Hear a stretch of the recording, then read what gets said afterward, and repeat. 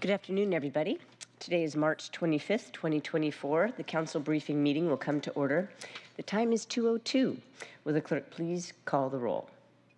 Councilmember Rivera. Present. Councilmember Saka. Here. Councilmember Strauss. Present. Councilmember Wu. Present. Councilmember Hollingsworth. Present. Councilmember Kettle. Here. Councilmember Moore. Present. Councilmember Morales. Here. Council President Nelson. Present. 9 present. Thank you very much. If there's no objection, the minutes of March 18th will be adopted. Hearing no objection, the minutes are adopted. We don't have any presentations or proclamations before us today, but we will go into executive session at the close of today's briefing. All right. At tomorrow's City Council meeting, the consent agenda will include the weekly payment of bills ordinance, as well as 8 appointments, all coming from the Sustainability, City Light, Arts, and Culture Committee. We'll have 11 items on the introduction and referral calendar, including the bill payment ordinance and 6 appointments to the city's LGBTQ Commission and the Community Involvement Commission. Tomorrow's IRC will also include 4 ordinances relating to city employment, authorizing the execution of a collective bargaining agreement between the city and several unions, in addition to wage increases for non-represented employees, and adjusting the pay zone structures for 2023 and 2024 for the city's discretionary pay programs. The only item on tomorrow's full agenda is a bill from my committee, Council Bill 120747, which allows the city to accept funding from the State Department of Commerce to go to the Wing Loop Museum to help pay for repairs to windows that were damaged last fall. And then finally, at tomorrow's City Council meeting, I'll also be making a motion again for unanimous consent, so it's not a roll call vote, to officially make the Standing Committee and External Committee resolutions the city's work program for purposes of the council rules. And so in years past, we'd be finalizing a work program at about this point, okay, so about 3 months in. And that's a very time-consuming process. And so this year we passed resolutions in January that describe the work of each committee. So my motion will be to officially recognize the work described in those resolutions as the committee's work plan. So I'll be putting that forward at the end in other business tomorrow. And so if you're seeing a theme here, what I'm trying to do under my presidency is to focus staff time on mission-critical work by eliminating unnecessary busy work. And I'm doing this with the consent of, or in some cases, the request from council and executive staff themselves. So that's what's going on there. Okay, moving right along, we will have our preview of City Council actions, council and regional committees. And the roll call this week begins with Councilmember Rivera. Take it away. Thank you, Councilmember Nelson. I continue to meet with constituents from the district. I also met last week with Chief Scoggins just to hear a bit about the fire department and what they're working on, and just ways to continue to collaborate with city departments on behalf of the constituents. This week, in that vein, this week I'll be meeting with the UCT. I'm going to be doing a ride-along in the district to learn more about their work specific to the D4. And then also this week in the committee that I chair, the Libraries, Education, and Neighborhoods Committee, we'll be receiving an overview briefing from Director Chappelle of the Department of Education and Early Learning. Some overview on the work that they do in general and some of the investments that they make with under the Families Education Preschool Promise Levy. So thank you, Councilmember Saka. All right. Thank you, Councilmember Rivera. All right. So at the March 19th Transportation Committee meeting, we heard from members of the Levy to Move Seattle Oversight Committee, the co-chairs, and their thoughts on the current and future levy. Thoughts on the current overall initial assessment of the performance, and directionally, at least at a high level, where the committee would like to see the future, the framework for the future levy. We also had a very thoughtful and interesting presentation from SDOT about prioritization and funding for new sidewalks. I know, colleagues, that is an issue that's near and dear to many of you. I think all of you in certain material respects. given that we have a 27% missing sidewalk gap in Seattle, and huge opportunity. And under the current level of construction, it would take over 400 years to fill that gap. And so I know, having had conversations with you all and hearing you all, and many of your constituents, to be honest, as chair of this committee, it is a very important, urgent issue. An opportunity presents a great opportunity for us to act and make meaningful progress. Let's see. We also continued our discussion on the Seattle Transportation Plan, and heard from Central Staff's perspective what's going on there.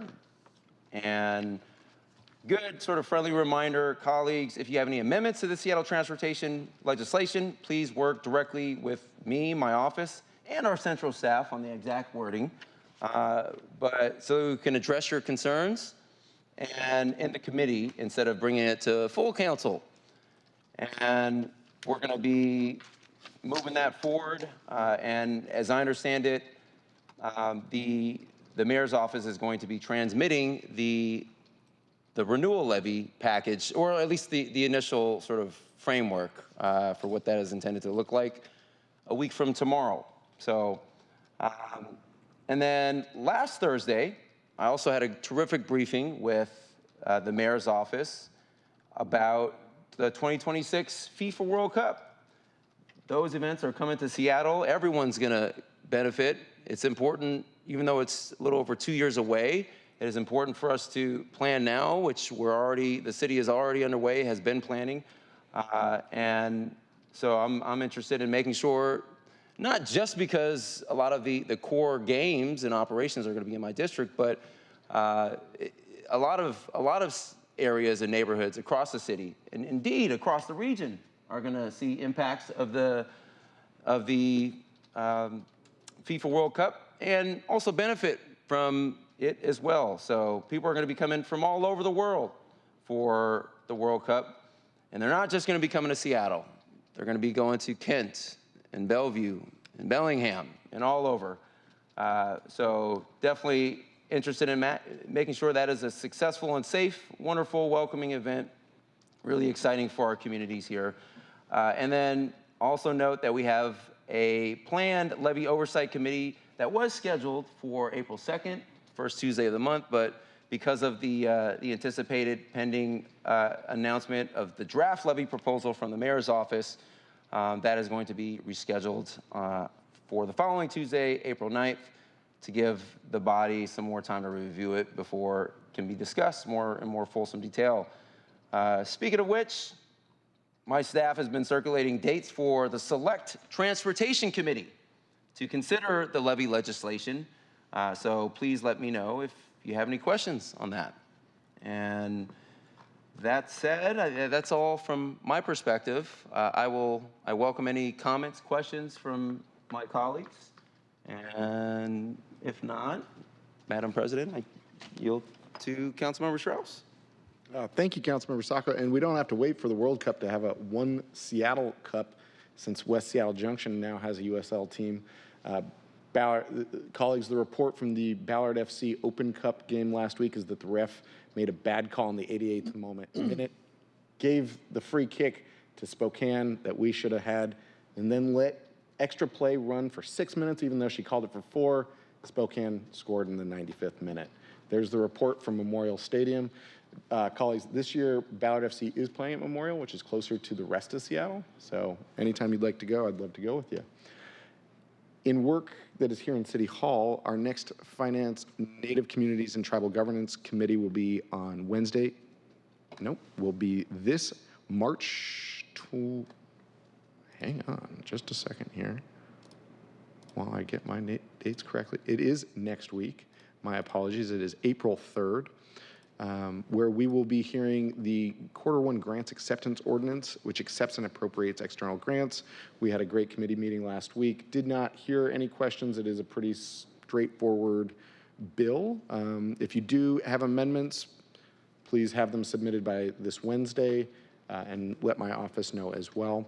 On April 3rd, we may be hearing from Tribal Relations Director Tim Raynon regarding the Tribal Nations Summit recap. We're still making sure that he's ready to go. If not, we'll schedule it on another day. Again, this was the first City of Seattle Tribal Nations Summit that took place on May 2nd of last year. And it was the first time in Seattle's history that the city has convened an official government-to-government meeting between city elected leaders and senior officials and elected officials from multiple federally recognized tribes in the state of Washington. Council President, we should be sending you the dates regarding select committees identified this week, and so we'll be following up with you to understand next steps. My staff will then send out an email to all council members.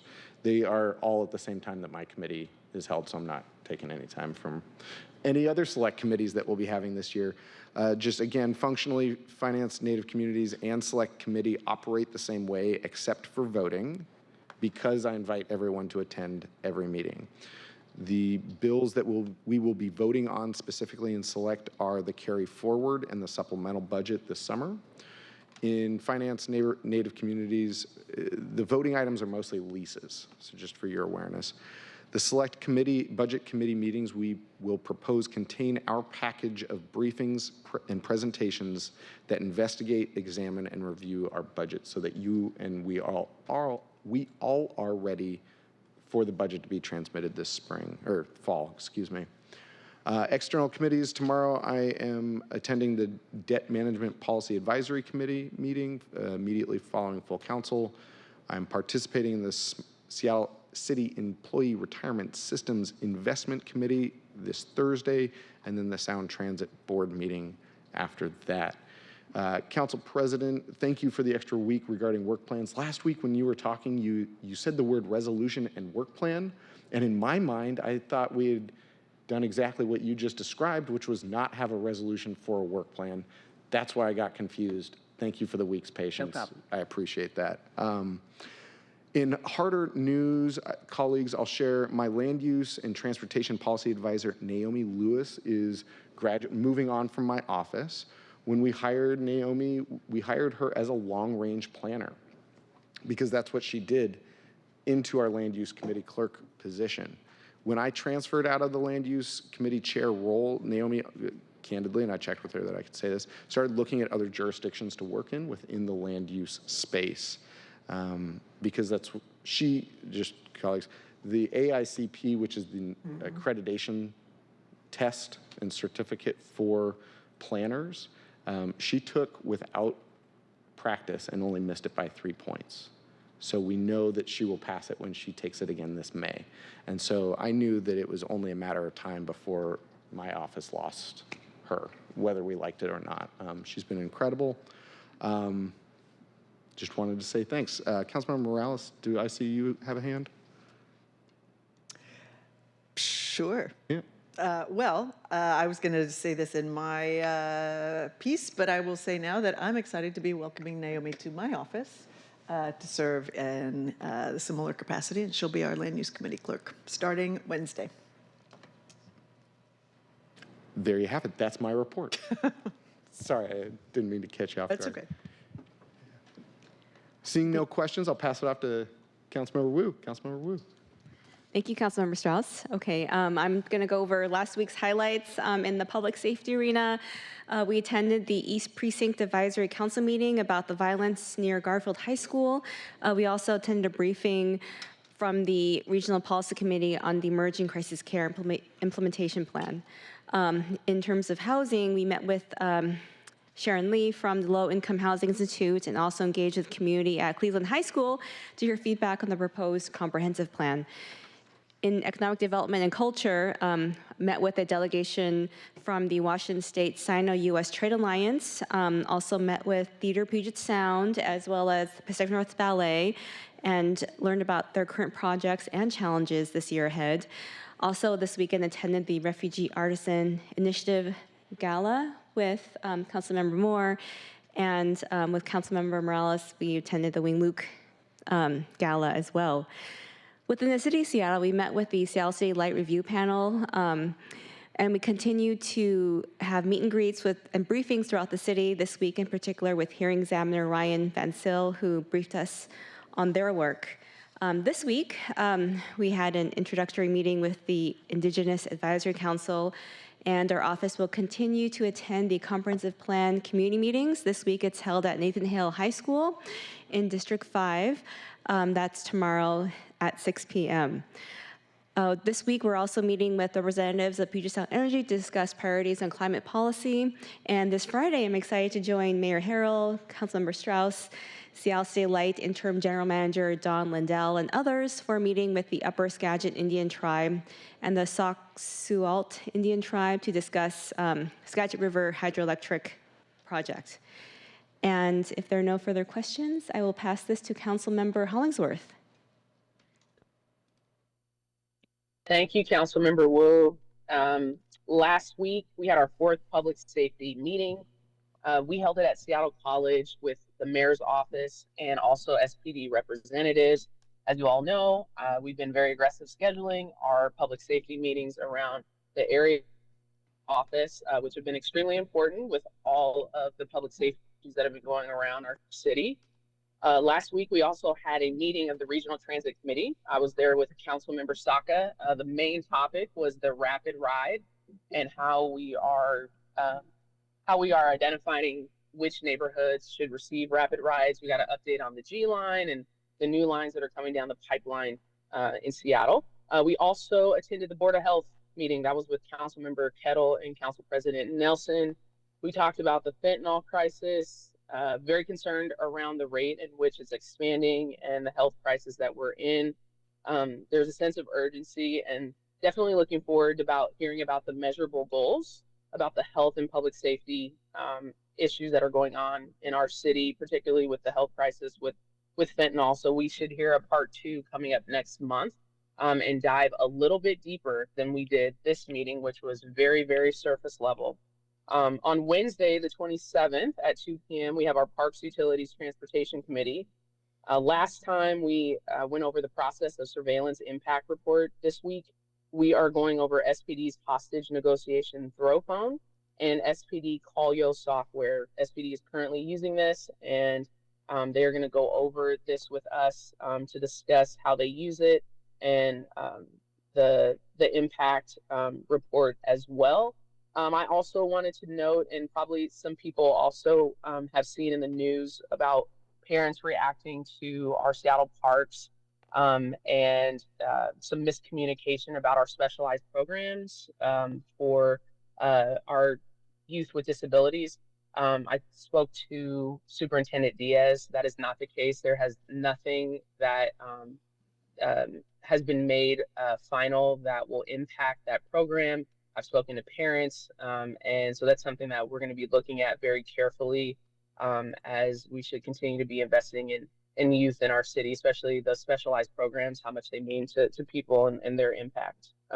So I don't have any anything else to report. If there's no questions, I will pass it on to Councilmember Kettle. Thank you, Councilmember Hollingsworth. Moving on. Yes, King County Board of Health meeting, very good. Pretty much setting, as mentioned, but also setting out the annual plan for 2024 last week. Also last week met with Seattle Navy League, just a quick meeting. I just want to highlight that because Fleet Week will be coming up, and I will be your guide to all things Navy this summer, fellow council members here on the dais. An early invitation to get a little Navy. Sorry, Councilmember Saka. Maybe there's an air show. Maybe there's an air show down in McCord. I won't hold it against you. We all know Air Force is better, but yeah, I like and respect our Navy service members as well. Well, I appreciate that. And as chair of the Public Safety Committee, I attended the Seattle Police Foundation's awards ceremony. Congratulations to all the awardees from that night. Also very important on the arts and culture front, attended a very important meeting with Theater Puget Sound down at in Seattle Center.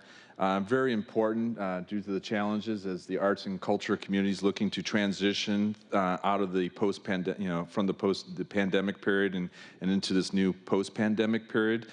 which is not the same as it was prior, and the challenges in terms of the economic vitality of groups, particularly groups like Theater Puget Sound, which is not a standalone, but actually helps many, many arts and culture organizations, help give them the ability to, to rehearse and all the like, and give them a space. An arts for space is really important for them. And so I just bring that up because the arts and culture community, the ecosystem is so important, and it's a good reminder that a lot of these are nonprofits, but nonprofits also have to make payroll too, and they're needing of our support. So I just wanted to highlight the theater Puget Sound. And finally, from last week, we had our first District 7 Neighborhood Council, which had community councils from Magnolia, Queen Anne's, East Lake, South Lake Union, Belltown, also Uptown Alliance, other groups as well. Representing various elements of District 7. Fantastic meeting, and it was kind of a setup meeting, but we also had a prompt asking about transportation. And so we got a great amount of input on the concerns related to transportation, which is being packaged up for Chair Saka of the Transportation Committee for your essay, but also for SDOT and the executive. I think it would be very important. And then also back into the community in District 7. For this week, tomorrow, we have our Public Safety Committee meeting, our fourth, and this will feature the Seattle Municipal Court and the City Attorney's Office, so it's law-based, with Presiding Judge Chess and City Attorney Davison attending.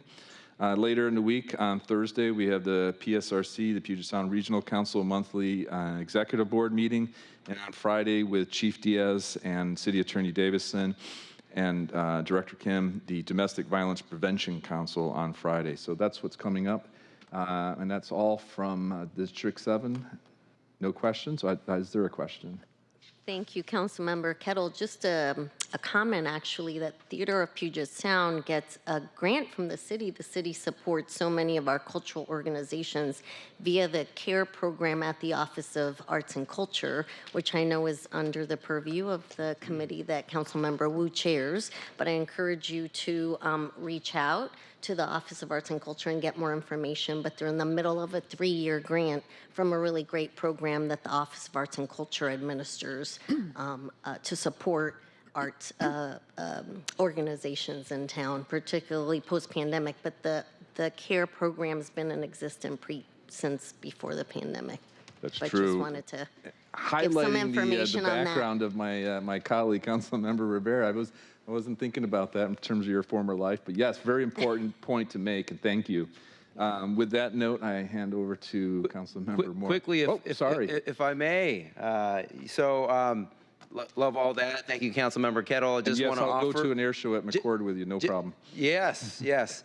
Just want to offer some friendly translation services. Colleagues here, Councilmember Kettle said, I learned some transportation priorities, and for your essay, quote unquote essay, as the chair of the Transportation Committee, what our esteemed colleague meant there was, military jargon translation. SA means situational awareness. So for your situational awareness is what he was referring to. I use a lot of those. I think they're cool. Military jargon and acronym, but so Councilmember Kettle, I invite you to help translate for me if I share something that isn't necessarily in the civilian is common in the civilian world. Will do. Councilmember Moore. All right, thank you very much. Please translate any legalese you may throw out there. Thank you. Well, I'd just like to note my son is serving in the Army, so we have all of the military services pretty much represented here. But I served in the Peace Corps, which is also another great way to serve our country as well. Anyway, to that, I would say last week I had the privilege of attending a roll call at the North Precinct with Councilmember Rivera. And we had a good conversation. We were attending the retirement after 29 years of service of one of the officers. So we were sad to see him go, but certainly wished him well after serving our city for 29 years. I also had the privilege of attending the Refugee Artisan Initiative Gala with Councilmember Wu, and that was amazing. The food was all hand-prepared by two of the refugee women who work in the Artisan Initiative, both from Pakistan, and it was beautifully prepared.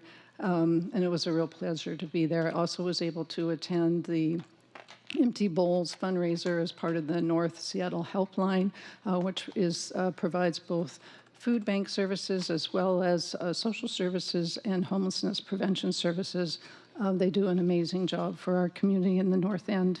So this week, we will be having the Housing and Human Services Committee on Wednesday. At 9:30, we have 2 items on the agenda. The first is an appointment to the LGBTQ Commission for a possible vote. And then we will also be having an update from the King County Regional Housing Authority for a briefing and discussion, Homelessness Authority for briefing and discussion. My staff have sent out an email last week inviting non-committee members, non-committee council members to attend. So please just give us a heads up if you will be attending. And if there are no other questions, I will turn it over to Councilmember Morales. Thank you. Thank you, Councilmember Moore. Bring this a little closer. Okay, good afternoon, colleagues. Last week, the Land Use Committee met. We heard presentations from the Planning Commission. I invited them to come and share some of the issue briefs that they prepared in 2022 as the comprehensive plan process was beginning. So I would encourage my colleagues to review those briefs. We do have them linked in the Land Use Committee agenda from last week, and they are very helpful to sort of set the stage for the conversations we'll be having. And I would also encourage everybody to read the comprehensive plan itself. It's thrilling. I'm not finished with it yet, but I'm working on it. We also had, sorry, lost my place. We also had a briefing from Liz Schwitzen on the Connected Communities legislation. Councilmember Strauss indicated that he will be bringing some amendments. I'd encourage all committee members to talk to Liz if there are other amendments being contemplated. The next Land Use Committee meeting is April 3rd. And I am still working on the agenda for that, so I will probably be prepared to report on that next week. Last week, I met with City Attorney Davison and her team to discuss the issue of vacant buildings and how to increase enforcement to require property owners to secure their buildings when they're left vacant. I'm glad to be in conversation with Councilmember Kettle in this discussion and look forward to working together to find a resolution. We're coming at it from 2 different angles, obviously public safety and the authority that the fire department may have, as well as looking at SDCI and what existing legislation or authority our different departments have.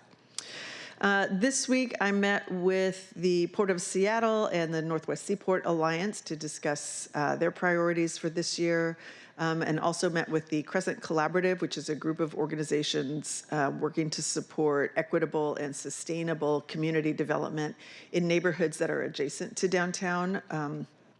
This group came together out of the development that happened several years ago around Yesler Terrace. So some of the organizations that work in those communities are still working together to make sure that those assorted neighborhoods get the attention that they need. I'll also be meeting this week. I have be attending the Growth Management Policy Committee with PSRC. I'll be attending the Habitat for Humanity luncheon on Wednesday, and I will also be meeting with Chief Seattle Club and with Senator Murray's office this week. Last week, I had in-district office hours. I heard a lot about different parks-related issues, golf course, greenbelt space, so I'll be following up with our Parks Department on several of those issues. And then I've also had folks come from outside of District 2, but who had questions about different zoning issues. So we had folks from South Park and from the Central District come asking questions about some of the upzoning that's happened and how they're impacted by it. So we'll be following up on some of those issues. This weekend, I attended the Wing Luke Gala. My team attended the Recreating Henderson Street event down in Rainier Beach. Neighbors down there have been working closely with SDOT to imagine Henderson Street, which is a very busy corridor between the light rail and the lake. And there are 3 different schools on Henderson Street, so it's really important that safety is a priority and making sure that we slow down cars because there's a lot of very young kids who walk up and down Henderson to get to and from school. And yesterday, I was excited to join our neighbors here at City Hall to celebrate Nowruz, which is a Persian New Year. It was a really incredible event, I have to say. I'm just learning about this holiday, but we had, it wasn't just in Bertha Knight Landis, the entire lobby was full of music and food and dancing and really beautiful celebration, celebrating spring and welcoming in their new year. So I was excited to get to participate in that. And then finally, as Councilmember Strauss mentioned, this week we'll be welcoming Naomi Lewis onto my team. I'm thrilled to have another planner in the office, especially one who's already been serving the land use chair. Naomi will be starting on Wednesday. Friday is the last day for Imani Carey on my team. Imani is off to graduate school. Yay for her. Imani started as an intern in my office in 2021 and quickly became a permanent member of our team. I will really miss her, but I'm very excited for her next chapter and look forward to welcoming Naomi. That is all I have, Council President. I'll hand it over to you. Okay, seeing no questions, just a second here. All right, as I already noted, the bill on tomorrow's agenda for the City Council meeting is Council Bill, let's see, pulling it up, Council Bill 120747 from the Governance, Accountability, and Economic Development Committee, unanimously passed, and this will be, in this regards, the accepting of the funds to help defray the costs of the Wing Luke repairs. So that's the item on tomorrow's agenda, passed out of committee unanimously. The next meeting of the Governance, Accountability, and Economic Development meeting is this Wednesday, March 28th, 2 o'clock, and there are 3 items on the agenda. The first is a briefing of the current app-based worker minimum payment regulation, which was adopted in 2022 and went into effect in January, followed by a presentation of a proposal that was brought forward by drivers and with feedback from network companies to resolve the catastrophic impact on drivers, restaurants, and customers that we've been hearing about since implementation. So that is finally coming to the to committee. There will not be a copy of the legislation, but the main elements of the proposal will be explained. And spoiler alert, recent reporting aside, the proposal requires that drivers are paid at least Seattle's minimum wage per hour plus a per mile amount. So you'll hear more about that this Thursday. And I'm putting it on the agenda first because, I don't want people who come here to give public comment about this, I don't want them to have to wait around for this item on the agenda. And everybody here is welcome to join as well. I might have to hustle conversation along because we have 2 other fairly dense items on the agenda, but that's my reasoning for putting this first on the agenda. Next up, for item 2, the Seattle Department of Human Resources is returning to committee for an in-depth discussion on how position classification changes requested by departments are made by Central HR. And Julie Dingley of the City Budget Office will be joining to address the fiscal impacts of these changes and that are granted throughout the year outside the regular mid-year, supplemental, and fall budget processes. So just for example, in 2023, out of 570 position change requests requested by departments, 530 were granted, and most of them are small. Some have positive budgetary impacts, some negative, meaning some add, some subtract money from the department budgets, but all told, in last year they totaled about an increase of about $3 million, according to central staff's estimates. So again, these changes were not approved by council, and I want to know how they're made and because they do impact, although they often use existing funding in departments, nevertheless, they are baked into the base of the department budgets for the following years as an ongoing expense. So they will be here to provide a little bit more information about that, and that our following meeting in the GAID committee, we will, and this is in part preparation for the quarterly employment ordinance, where some reclassifications are actually voted out of committee, and you'll understand the difference. All right, so that's the second item. And then finally, we'll have a deep dive presentation from the Office of Economic Development on Downtown Activation Plan implementation for 2024. So again, meaty topics all, and please prepare for a long meeting, committee members. All right, so what I did last week. On Thursday, I attended the Board of Health meeting, as Council Members Hollingsworth and Kettle already mentioned. And I noted last week in briefings that I was really looking forward to the first of two presentations on the county's opioid crisis response, because I had requested that to be added to our 2024 work plan. And it ended up being a joint presentation from the Behavioral Health and Recovery Division of the Department of Community and Human Services and the Seattle-King County Public Health. And I was a little bit disappointed with its lack of specificity in terms of budget allocations by agency or program. And in part, that's because as the work plan was being prepared for a vote, I explicitly asked twice that for a work item on public health's work plan to include opioid crisis response, but the presentation was titled King County Overdose Response. So there is a difference, and that's the way I see it. The latter refers to things that keep people from dying, and I'm sure that Mr. Feingood would agree with that, and that includes things like Narcan, which absolutely necessary, very, I'm not criticizing that, but I am eager to learn more about what we're doing to keep people from overdosing in the first place. And again, this was just the first of two presentations, and perhaps there will be time to ask some questions about these things, or they will answer some questions that we didn't really have time to discuss at the meeting at the next presentation. So I'm looking forward to that, but yeah, for all of you who might be new here, or it's no secret that I believe that the current approach of just meeting people where they're at is just inadequate, considering fentanyl's lethality. So that is why I'm really focused on this issue.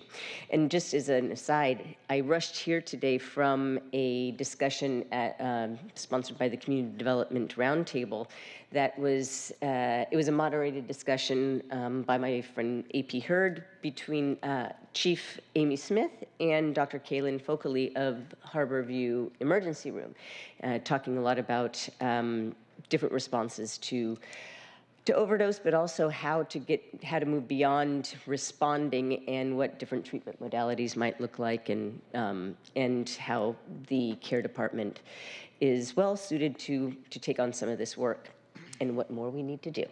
All right. And then finally, so back to Thursday of last week. That evening, I joined Council Members Kettle and Wu at the Seattle Police Department Awards ceremony, and that was sponsored by the Seattle Police Foundation. And I learned a lot about the day-to-day work of our civilian and uniformed police first responders, because this wasn't just for uniformed folks. It was also for, anybody who works within the Seattle Police Department.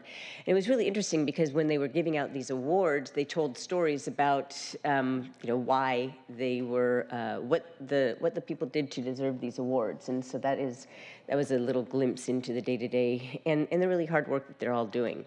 And I have to say that many people came up afterwards and thanked me for coming.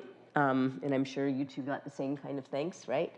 And a lot of people in command staff and the rank and file also remarked on how great it was to see members of council, my colleagues, attending roll call and going on ride-alongs. So just wanted to let you know that it's being noticed and appreciated. All right, that's all I've got to talk about right now in my committee report. Does anybody have anything else they'd like to mention? Just please do keep us posted on your meetings related to fentanyl, the fentanyl crisis, because it is something that we are all interested in across the dais here, and it's something that we're going to have to figure out a way to address, as you've so aptly discussed, not just today, but at other council. Ad nauseum all the time. Yeah, but I agree. So please do keep us posted. And if there's an opportunity to bring a presentation before all of us, I would welcome it, Ah, okay. just as a thought. Thank you. All right. Okay, if there's no further business, we'll move into the executive session. Hearing no further business, we'll now move into an executive session. As presiding officer, I'm announcing that the Seattle City Council will now convene into executive session. The purpose of the executive session is to discuss pending, potential, or actual litigation. The council's executive session is an opportunity for the council to discuss confidential legal matters with the city attorneys as authorized by law.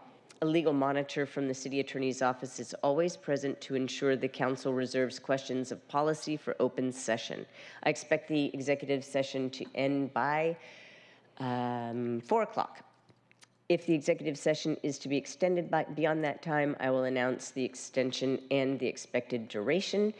At the conclusion of this executive session, the council briefing meeting will automatically adjourn. The next regularly scheduled briefing meeting is on April 1st, for real, you guys, 2024 at 2 o'clock. The council is now in executive session. Council members, please log on to the executive session Zoom meeting at your desks.